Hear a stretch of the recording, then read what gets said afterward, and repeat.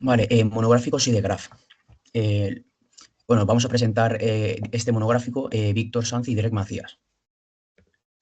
Este es el índice, introducción en el que podemos desglosar, ¿no? La explicación de SIDEGRAPH. Primero, introducción de la herramienta, luego explicación de LUI y los nodos básicos, luego ejemplos de unlit shaders, otro ejemplo de lit shaders, ejemplos de shaders con iluminación personalizada y ejemplos de shaders con elementos de intersección con escena. Hemos elegido dichos ejemplos porque creemos que son los más representativos o los más sencillos de explicar. Introducción de la herramienta, SideGraph. SideGraph es una herramienta visual de Unity que permite crear shaders sin necesidad de escribir código, lo cual es ideal para artistas y diseñadores. Facilita la creación y experimentación con efectos visuales complejos y permite ver los resultados de los cambios de forma inmediata, en tiempo real, digamos, en la misma herramienta, haciendo el proceso de desarrollo más intuitivo y eficiente. Introducción a la herramienta, ejemplo, este sería un ejemplo de grafo, ¿vale? De un grafo más complejo, digamos, más extenso, en el que se puede apreciar pues, todos los nodos y todos los apuntes, las notas, etcétera, que puedes añadir para trabajar en grupo también, por ejemplo. En este caso es un shader unlit, un unlit shader, ya que, como explicaré después, pues los campos, el nodo final, bueno, es más reducido, ya que no le afecta la iluminación de la escena. Luego, introducción de la herramienta. Instalación. Para su instalación se debe tener Unity en la versión 2018.1 o superior y acceder a Windows, Package Manager y buscar ShaderGraph e instalarlo, como se va a apreciar en el vídeo que se ha visto automáticamente. Vale. Luego, para crear un primer ShaderGraph se debe hacer clic derecho en la carpeta de Project, después en Create, luego buscar ShaderGraph y automáticamente ShaderGraph te va a detectar el tipo de pipeline que utilizas, que debería aparecerte o SRP, URP o HDRP. Por último, el tipo de shader que debes elegir sería lit o unlit, ShaderGraph, entre otros tipos, porque también hay más tipos, pero los más utilizados son lit o unlit. Después de crear el ShaderGraph, debe aplicarse a un material y, por último, dicho material a un objeto, para que ya se pueda apreciar el shader. Aquí en el vídeo se explica pues, el proceso de selección de crear ese shader graph. Aquí podéis ver que no existe solo el lead shader graph y unlit shader graph, sino que existe el sprite custom lead shader graph, sprite unlit shader graph y sprite lead shader graph. Bueno, y el decal shader graph. Estos no se utilizan tanto, o por lo menos, digamos, estos se utilizan en un contexto más, digamos, para juegos 2D, entre otras cosas. Vale. Luego, UI y nodos básicos. Este sería el espacio de trabajo, ¿vale? En el cual vas a crear los nodos, vas a buscarlos y vas a conectarlos, ¿vale? Y también vas a comentar pues, los grafos que estás creando, ¿no? Para el shader. En este caso, pues como se puede apreciar, pues hay muchos nodos input, nodos de textura, y en este caso pues se puede ver el vertex shader y el fragment shader con todas sus conexiones, ¿vale? Y un comentario en amarillo en el que tú puedes explicarle a tu compañero si estás compartiendo el proyecto, pues qué realiza, ¿vale? Luego, espacio de trabajo. Seguimos con espacio de trabajo. Aquí se puede apreciar, pues, en el lado izquierdo, en rojo, eso sería el crear un grupo con los nodos, ¿vale? En este caso, pues he cogido un nodo time, una variable speed y el nodo multiply, y esto pues lo he agrupado en un grupo llamado animación.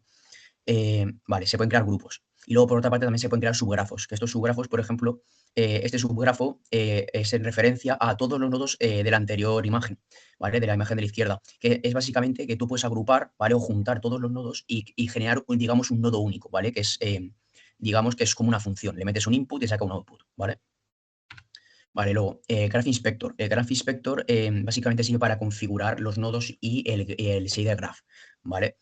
Eh, Graph Inspector sirve para configurar propiedades, cambiar el modo del nodo, editar metadatos y optimizar el rendimiento, ¿vale? Ya que sirve para ajustar configuraciones para mejorar la eficiencia del shader. Luego, Graph Properties. El Graph Properties básicamente sirve para declarar, digamos, esas variables que luego puedes utilizar en los nodos. Estas variables como se puede ver, en el Graph Inspector puedes declararlas y asignarles referencias, por default que tenga algún valor, o si es una textura, pues alguna textura en concreto, los modos y precisiones. En este caso, pues las propiedades, ¿no? El Graph Properties sirve para definir propiedades, organizar las propiedades, añadir descripciones y ajustar comportamientos. Vale. Luego, UI y nodos básicos, ¿vale? Nodos de propiedades, que es lo que son Graph Properties, ¿vale? Estos se pueden utilizar digamos, en el escritorio, ¿no? De trabajo, en el espacio de trabajo, arrastrándolas y se generará un nodo, ¿vale? Dicho nodo, pues básicamente tiene las propiedades que tú las has definido anteriormente, ¿vale? Y puedes utilizarlas en los nodos. Luego, nodo de output, vale, este es el nodo, digamos, el nodo master, ¿no? El nodo final, que es el nodo final, sí, el nodo master, que contiene el vertex shader y el fragment shader. Básicamente el vertex shader es el que contiene, pues, digamos, las posiciones, las normales y las tangentes de todos los puntos de la geometría, ¿no? Y básicamente luego el fragment shader es lo que le da color a esa geometría, ¿vale? Pues mediante el base color, el normal, smoothness, emission, ambient occlusion y metallic. En este caso hay dos tipos de nodos master, ¿vale? Que según si el shader es lit o unlit. Si es lit, pues contiene más ya que la iluminación de la escena le afecta. Por eso tiene el smoothness, el emission, ambient occlusion, metallic y el normal, ¿vale? En el lado de Analysis, si os dais cuenta, pues se mantiene el vertex shader igual, pero el fragment shader pues solo está el base color, ya que no lo afectan el resto de iluminaciones. Vale, para crear un nodo, básicamente es clicando al espacio en el teclado, entre otras opciones, también se puede hacer haciendo clic derecho y añadir nodo en el espacio de trabajo. Y escoger manualmente el nodo, ¿vale? O directamente meter el nodo que quieres en el buscador, como se puede apreciar en la imagen de la izquierda. Como se puede apreciar también, hay mucha variedad de nodos, tanto para cálculos como para usos más específicos. Algunos nodos de ejemplo que más hemos utilizado, por ejemplo, son los Property Node, Multiply Node, Time Node, Sample Texture 2D Node y Lerp Node. El Property Node es básicamente lo que he explicado antes, es el nodo propiedad, que es el que tú te has declarado antes, que es una variable, por ejemplo, ¿vale? De textura, float, lo que tú quieras. Luego, Multiply Node es un nodo matemático que lo que hace es juntar dos nodos, ¿vale? Y te sirve pues para juntar dos tipos por ejemplo, de imágenes o de imagen con color, etc. Luego, Time Node sirve para asignar un tiempo, ¿vale? O digamos, un bucle, ¿no? Un seno, un coseno, para que, digamos, puedas hacer, pues, animaciones. Luego, el Sample Texture 2D sirve para incorporar texturas 2D y el Learn Node sirve para interpolar diferentes nodos. Vale, luego aquí se hace referencia otra vez a los grafos y los subgrafos. La imagen de la izquierda es un subgrafo, que es la recopilación de todos los nodos de la derecha, ¿vale? En este caso, tiene un input, que es un offset, y luego un output. En este caso, el subgrafo por dentro pues, tiene pues, un screen position, un add, o sea, nodos que no he explicado, pero son nodos, pues algunos matemáticos, otros de visualización. Luego también tiene la profundidad de la pantalla, la posición de la pantalla, bueno, y otros tipos de nodos. Luego, aquí explicamos ya más a profundidad lo que viene a ser el Analysis Shader, ¿no? En este caso, pues aquí los vamos a explicar con lo más básico, que es un color plano en un shader. En este caso, como se puede apreciar a la izquierda, el material hecho con el Analysis Shader, pues tiene un color plano. Le hemos puesto un base color de azul, y como se puede comprobar, con la iluminación de la escena, pues no se ilumina. Vale, en este caso, a la derecha tenéis también el nodo maestro o el nodo output del Unleash Shader, que pues eso, tiene el Vertex Shader igual que el Lead, pero o sea, con composición normal y tangent, pero el Fragment Shader pues solo con el Base Color, como explico anteriormente. Luego tenemos, en este caso, bueno, quiero explicar también que básicamente los Unleash Shader son independientes de la luz, el rendimiento es un poquito más eficiente y los usos más comunes también son para aplicados en gráficos 2D, efectos especiales y texturas básicas. Eh, Aparte del UI también, del UI, por ejemplo, modificar el color o los efectos que tenga el UI del juego y que no les afecte, por ejemplo, la iluminación de la escena. Vale. Ahora, otro ejemplo del Unleash Shader pues, sería en una textura plana, aplicando una textura en vez de un color. En este caso, pues se puede ver, pues hemos aplicado una textura de madera y los nodos serían los de la derecha. Pues eso, hemos puesto un Sample Texture 2D, como he explicado antes, con un Property Node, y un Base Texture también, en el que con un Multiply, como he explicado también, pues puedes juntar todo esto y llevarlo al Base Color. Luego también podemos aplicarle transparencia.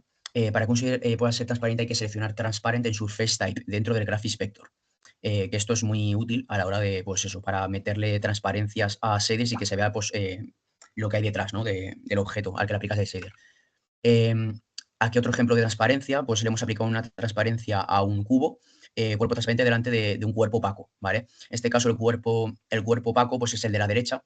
En caso de tener un alfa propio de la textura se puede añadir a la componente del nodo fragment también. O sea, el nodo fragment, aparte de tener base color, también se le puede añadir un alfa, si tuviese dicho alfa la propia textura. Vale, luego tenemos la manipulación del nodo vertex. Podemos manipular tanto la geometría, las normales y las tangentes del cuerpo desde shader graph, pasando posiciones vectores normales y vectores tangentes al nodo vertex. ¿Vale? Que es lo que he explicado. Esto se comparte tanto en lead shaders como en unlead shaders. Aquí hay un ejemplo, hemos generado un ejemplo que sea unas olas o un mar con oleaje, ¿vale? Pues eso, con una onda, hemos aplicado una onda sinusoidal en la que pues, se va desplazando los vértices y genera pues, una transición, una animación de ola. Aquí se puede ver en conjunto el grafo relativo a los movimientos de los vértices de este shader de las olas, en el que se puede ver pues, que cogemos las posiciones de los vértices, en position, luego los llevamos todos a la misma escala. Con el time metemos una animación que en la que podemos variarla para que sea más rápido o menos rápido con el multiply, y con el add se van añadiendo con el nodo add, y mediante otros nodos, el multiply vector 3 se van generando las nuevas posiciones de esos vértices, y luego finalmente se meten en el nodo maestro position. Aquí tenemos un material realizado con un shader iluminado por defecto. Al crear un lead shader graph, veremos que en el nodo fragment aparecen los componentes normal, smoothness, emission, ambient occlusion y metallic como inputs. Aunque en lugar de metallic puede aparecer specular si así lo indicamos en graph settings, la opción workflow. Para añadir un hike map, podemos utilizar un nodo de parallax mapping y pasar el out unas coordenadas UV a la entrada de UV del nodo de sampleo de texturas.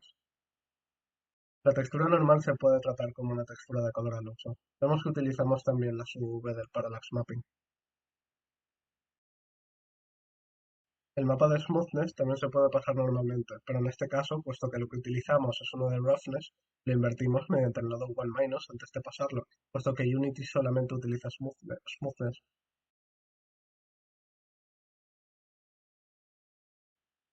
Aquí presentamos un par de cuerpos con un tratamiento personalizado mediante el efecto Fresnel, que en esencia, con matemáticas, ilumina los bordes del cuerpo. Esto tristemente no funciona tal cual sobre cuerpos de cada plano. Para hacer el shader tenemos simplemente que añadir el nodo Fresnel Effect, luego multiplicarlo por la textura o valor principal del shader. Si quieres que la emisión sea de un color concreto, simplemente tienes que multiplicarlo por el out de Fresnel, como hemos hecho nosotros aquí con el amarillo. Aquí tenemos un par de ejemplos de cel shading simple, uno con una sombradura y otro con una suavizada. Para realizar este, lo primero que hicimos fue crear un unlit shader, para no preocuparnos por las componentes de iluminación por defecto. Luego realizamos este esquema que toma la inversa de la dirección de la luz principal, la proyecta sobre la normal y luego pasa el resultado por un nodo step, que genera un umbral a partir del cual pinto una sombra o no.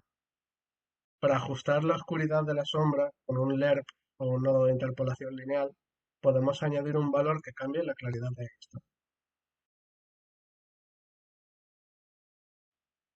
Con Shader Graph podemos generar efectos dependientes de la interacción con objetos en escena, como esta espuma, sin implicar nada de código. Vemos que alrededor de esta esfera y esta prisma se pinta el material del plano, dejando la impresión de que el agua rompe contra él. Aquí tenemos el grafo que genera la espuma, que lo que hace es añadirle una cantidad de movimiento con tiling and offset o un ruido. Luego tenemos la parte que coloca la espuma, en la cual lo más destacable es el uso del nodo Depth Intersection, un subgrafo que de hecho ya hemos visto en esta presentación, pero en cuya funcionalidad no hemos reparado.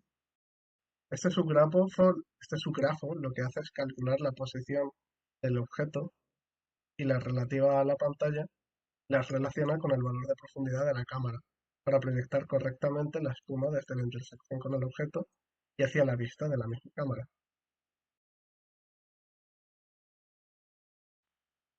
Con esto hemos hecho una muy pequeña muestra de lo que se puede hacer con Shader Graph. Realmente el potencial que tiene esta herramienta es enorme. Con algo de soltura, el límite real a la hora de crear con ella es la imaginación. Si veis tutoriales en internet, algún vídeo, gente haciendo shaders en general, hacer burradas. Hay incluso simuladores de sonido, Aquí, por ejemplo, tenemos un skybox hecho por mi parte para el videojuego que estamos generando. Eso, locuras. Y esto no es nada. Que mirad por ahí. Recomiendo mucho esta herramienta si queréis hacer cualquier shader. Y muchas gracias